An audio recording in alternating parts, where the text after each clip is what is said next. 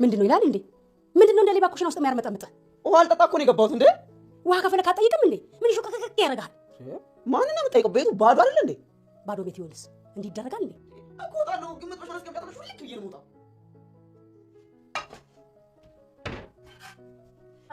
ትንሿ በስነ ስርዓት አናግሪ። አሁን ምንም ማውራት አልፈልግም። ጭራሽ ልታወሪኝ ማትፈልጊ? ጆሲ ኒድ ምንድን ነው ያልሽው? ኢዛና ድራማህን አቁም በቃ። ማነው ድራማ እየሰራ ያለው? አንተ። ላኪ ሆይ ቆይ ምንድነው በዚህ ልክ የቀየረሽ? አንቺ ነሽ እኔን እንደዚህ እየተናገርሽኝ ያለሽ?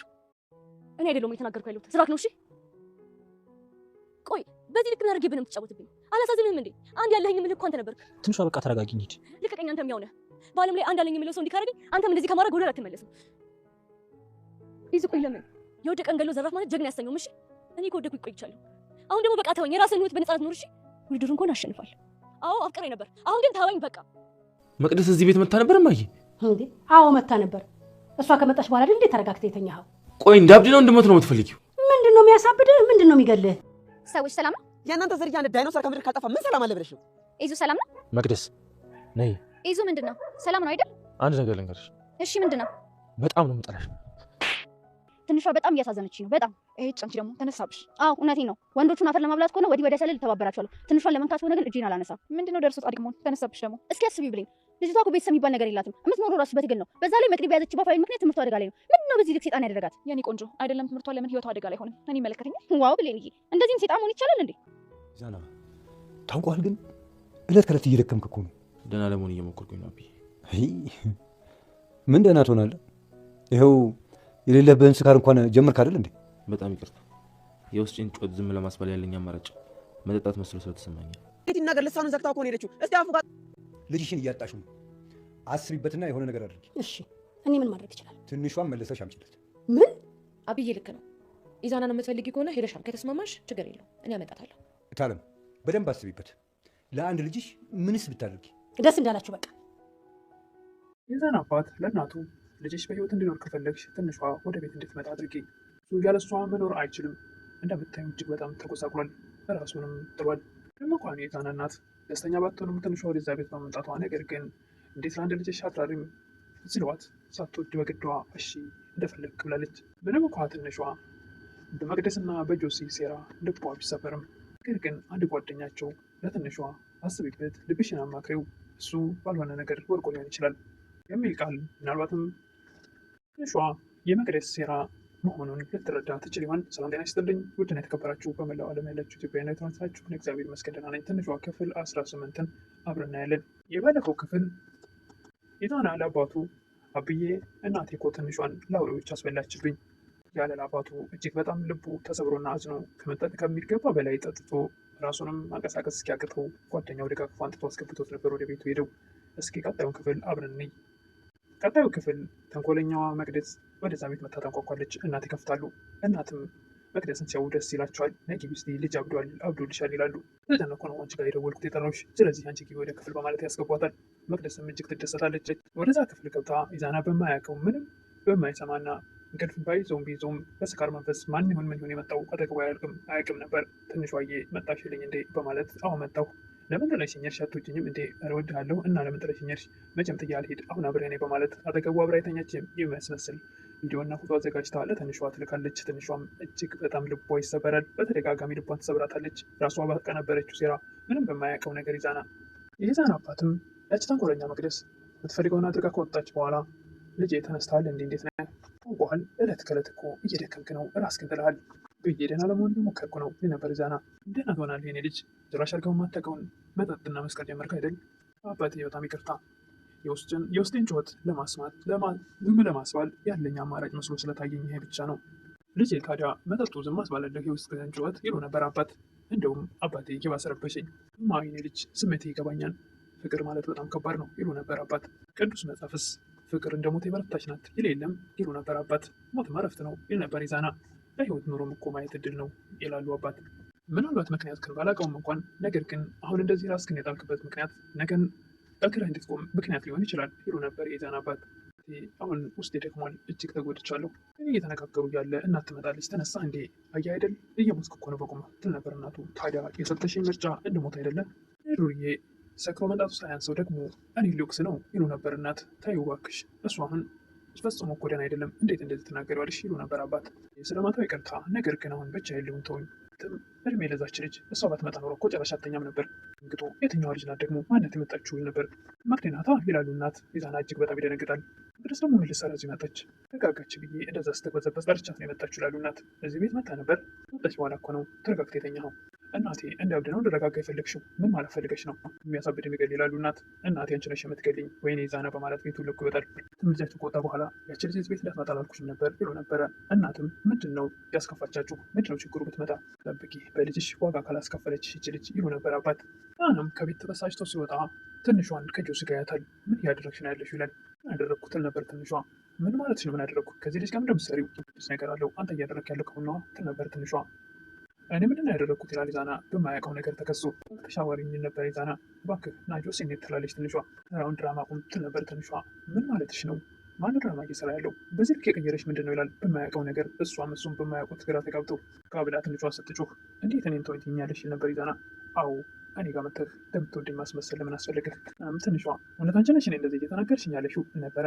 እኔ ሳልሆን ስራህ ነው በማለት መቅደስ ያስከችላትን የውሸት ቅንብር ታሳየዋለች። ያየውን ነገር ማመን አቃተው። እናቱ ስትል የነበረውን ነገር አስታወሰ። እጅግ በጣም ተበሳጨ። ይህ ነው በዚህ ልክ የተጫወትክብኝ፣ አንድ ያለኝ የምልህ እንኳን ተነበርክ በማለት ትንሿ ኢዛናን ትወቅሳለች። ሁለቱ እንዲለያዩ የፈለገው ጆሲም ትንሿ በቃ ተረጋጊ ነይ እንሂድ በማለት ትንሿም እባክህ ልቀቀኝ፣ አንተ የሚያው ነህ። አንድ ያለኝ የሚለው ሰው እንደዚህ ካደረገኝ አንተ ከማድረግ ወደ ኋላ ትላለህ ብዬ አላስብም። ለምንድን ነው ኢዛና እንደዚህ ያደረግከው? የወደቀን ገድሎ ጀራፍ ማለት እኮ ጀግና አያሰኝም በማለት ከጠገቡ ጥላ ትሄዳለች። ነገሩ ከወደቁ ቆይቻለሁ፣ አሁን ደግሞ ተወኝ፣ በነፃነት ልኖርበት፣ አንተ ኑሮህን የራስህን ህይወት ኑር። ስትሄድ አብሯት እንደሆነ ለማስመሰል የሚሰራው ጆሲ ተከትሏት ይሄዳል። አይኑ አብሮት ከመንከራተት ውጭ ሌላ ምንም ነገር ማድረግ አልቻለም ነበር። ባሳየችው ነገር ልቡ ተሰበረ። ኞቹም ኢዛና እንዴት ሆነ የሆነ እንየው በማለት ሊያዩት ወይም ደግሞ ሊያረጋጉት በሄዱበት ሰዓት እዛን እሱን ሲያገኙት እሷ ደግሞ ከጆሲ ጋር እንዴት ትንሿና ጆሲ አንድ ላይ ሆኑ በማለት ጋፍ የተፈጠረውን ነገር ንገረን ቢሉት እንኳን ምንም መናገር አልፈለገም ነበር። ዝም ብሎ አይኑ ከእሷ ጋር ከመንከራተት ውጭ ጆሲ አብሮ ተከትሏት ስለሄደ እሱ ለነገሩ ለማስመሰልና አብሯት ነው እንዲባል ብቻ ኢዛና እንዲጠላት ነበር ለማድረግ የፈለገው። ወደ አሁኑ ተንኮለኛዋ መቅደስ ትመጣለች። ኢዛናም ናይ መቅደስ የምነግርሽ ነገር አለ። ወደ አሁኑም ትዕግስቱን ወይም ደግሞ ስሜቱን መቆጣጠር ስላቃተው መቅደስን በጥፊ ጮህ ያደርጋል። አይነት በጣም ክፉ ሰው ነሽ፣ ምን አይነት ልብ ነው ያለሽ? ዓለም ላይ አንቺ ብቻ ብትቀሪ እንኳን አንቺን ጭቃ አላደርግሽም፣ እንዴት እንደዚህ ታደርጊያለሽ? በማለት እጅግ በጣም እንደተበሳጨ ናሚ ለመማታት ሲሞክር ጓደኞቹ እንቅ አድርገው ይዙታል። ጭራሽ ደግሞ ድጋሚ ልትመታኝ ነው አይደለም? መምታት ገና ህይወትሽን አጠፋለሁ በማለት ሲዝት መቅደስም ጠብቀኝ ገና ህይወት ግን ሲውል ነው ማድረግብህ ትል ነበረ መቅደስ። እንኳንም ልትጸጸት የሰራችው ተንኮል ከመጸጸት ይልቅ ጭራሽ ገና ህይወት ግን አበላሽዋለሁ፣ ህይወት ግን ሲውል አደርግብሃለሁ ትል ነበረ። ሌሎቹም እባክሽ ሌላ ችግር አትፍጠሪ ሂጂ በቃ ከዚህ በማለት ሳይሆን እናንተን እንኳ ያሳያቸዋለሁ ትል ነበረ መቅደስ። ተረጋግታ አዋራን እባክህ የተፈጠረውን ቢሉትም መናገር አልቻለም ነበር። እንደምንም ሲያረጋጉት አንድ ነገር እንድታግዙኝ ይፈልጋለሁ እባካችሁ ነበር ጓደኞቹ። ከጓደኞቿ ጋር ሄዳ እንዴት እኔን ይመታኛል አላወቀኝም ማለት ነው በማለት ሌሎቿም የባሰ ያባብሱ ነበር። ጭራሽ ዱላ ይሉ ነበር። መቅደስ አይደለሁም ህይወቱን ጋር ነው ለማደርገው ያለች ትዝት ነበር መቅደስ። ሌሎች ጓደኞችም ተሰብስበው አንዷን ደውለው ነይ ሲሏት ሲያሯጡ ሲጠሯት እንዲህ ለምንድን ነው እንደዚህ የምትፈጥሮ ነው እንደዚህ ያጠርፋችሁ የጠራችሁኝ በምትል ሰዓት ቤታይ ኢዛና ተብዬው መቅድን በጥፊ ካፈር አልደበለቃትም ትል ነበረ ለወሬ የቸኮለች ጓደኛዋ። የኢዛና ጓደኞችም ወደ ቤቱ ይዘውት ሄደው ያረጋጉት ወይም ደግሞ ሊያረጋጉት በሚሞክሩ ሰዓት እናት ትመጣለች። ተረጋጋ ልጄ፣ እኔ እኮ እንድትረጋጋ ብዬ ነው ማታ መቅደን የጠራሁት። እንዴ ማታት የነበረች እንደ መቅደ ከዛ ነው እንዲህ በጥፊ ያጋጫት ይል ነበር አንድ ጓደኛው። ታት እንዴ ትል ነበር እናት። እናቴ በእኔ ነፍሷ ማለደው ምንም አታውቂም፣ ስለዚህ ማለት ትግቢ።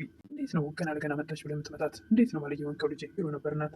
ይቺ ልጅ ሁለተኛ ቤት እንዳታመጭብኝ፣ እኔ ካላበድኩ ካልሞትኩ አትረጅም እንዴ? እንዴት እንደሆንኩ አይታይሽም? ይል ነበር ኢዛና። የምጠላበት በቂ ምክንያት አስረዳኝ ይሉ ነበር እናት። ሁሉን ላች ማስረዳት አይጠበቅብኝም፣ ካልወድም ካልኩ አልወድም ነው በቃ። እንደውም ሁለተኛ ቤት ካየኋት ያለምንም ነገር ለዚሁ ነው መደፋት ይል ነበር ኢዛና። ናና የትንሿ የትምህርት ቤት ጓደኛቸው ከጆሲ ገንዘብ እየተቀበለ እነሱን ለማጣላት እያደረገ ያለው ነገር ያስጨንቀዋል። ምን ነው ባላደረግኩት ኑሮ ወይኔ በቀረብኝ፣ እንዴት ነው የሰውን ህይወት እንደዚህ ማበጥበጥ? ነገሩ ከመስረቅ ይሻለኛል፣ ግን ደግሞ የነሱ ህይወት ተበጠበጠ እያለ ራሱን ያስጨንቅ ነበር። ብቻዋን ቁጭ ብላ ተከፍታና ተጨንቃ ሲያት በአምላክ ድፍረት ስጠኝና ልንገራት፣ እንዴት እንደዚህ ተጨንቃ እያየሁ ዝም እላለሁ በማለት የተከፈለው ገንዘብ ያስጨነቀውም፣ ነገር ግን የሁለቱ ጭንቀትና የሁለቱ መለያየት ደግሞ አሳስቦታል። በጣም ሳልፋየዎች ትንሿ እንዴት ነሽ? ዝም ብዬ ላወራሽ ነው የመጣሁት በማለት ማለት እንዳለበት ግራ ተጋብቶ አንገቱን ደፍቶ ቁጭ ላለ አጠገቧ። ግን ደህና ነሽ እያለ በተደጋጋሚ ኢዛና ደህና ነው ይላት ነበር። እንዴት ስለሱ ጠየቀኝ ትል ነበር ትንሿ። ምንም ቢሆን ምንም ልብሽ የሚልሽን አድምጪ፣ ይልቅ ልብሽ የሚልሽን ብታደምጪ ይሻላል ይላት ነበር። ምናልባት ኢዛና በተራ ነገር ሊወርቅ ይችላል። ትንሿም ለምን በግልጽ አትነግረኝም ትል ነበረ። በቃ እንግዲህ እኔ ልሂድ ነው ልትል ያለበትን ሳትለኝ የምትሄደው ትል ነበረ። ብዬሻለሁ ማስተዋል ያለብሽ አንቺ ነሽ ብሎ ካጠገቧ ይሄዳል። ሌሎች ጓደኞችም ትንሿንና ኢዛናን ለማለያየት መቅዲ የምታደርገው ነገር ትክክል ነው ትል ነበር አንዷ። ይመስልሻል? ኢዛናን ስለምትፈልገው ነው።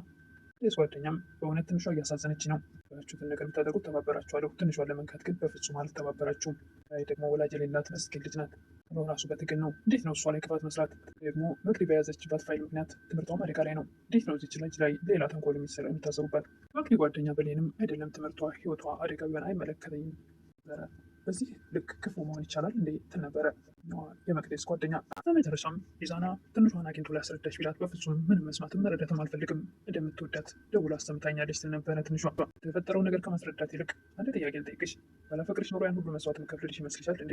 ጥያቄ የሆነብኝ እሱ ነው ትል ነበር ትንሿ። ለማንኛውም ደግሜ ስለማላገኝሽ አንድ ነገር ልንገርሽ፣ የመልከስከስ አባዜ ቢኖርብኝ ኖሮ ለአንቺ ሁሉ ዋጋ ባልከፈልኩ ነበር። ደግሞ መቅደስን አንቺ ከኔ የበለጠ ታውቂያለሽ እንደማልፈልጋት፣ ለዛ ነው እንዴ እወድሻለሁ የሚል ነገር የተናገርከው? አይ እኔ ለራስሽ ብዬ ነው፣ ለነገ ህይወትሽ ብዬ ስወዳት ላለመሆን ብዬ ነበር ያንቺን ነገር ያስቀደምኩት። ማንኛውም ምንም እንኳን ያላደረግኩት ነገር ቢሆን በጣም ይቅርታ፣ ድጋሚ አላገኝሽም በማለት ከተገባ ተነስቶ ይሄዳል ኢዛና። በመጨረሻም የኢዛና አባትና አንድ የቤታቸው ተከራይ ኢዙስ እንዴት ነው ትል ነበረ። እሱ እባክሽ ግራ ገብቶታል ይሉ ነበር የኢዛና አባት። እያየ ነው እንዳናጣው ነው የፈራሁት ይሉ ነበር የኢዛና አባት። አይሆንም ትል ነበር ተከራይዋ። የኢዛና አባትም እንዴት ምንም አይሆንም፣ በጣም እሱ ተጎድቷል፣ ጎዳ፣ በጣም ከባድ እኮ ነው ፍቅር ማለት ትል ነበር ተከራይዋ።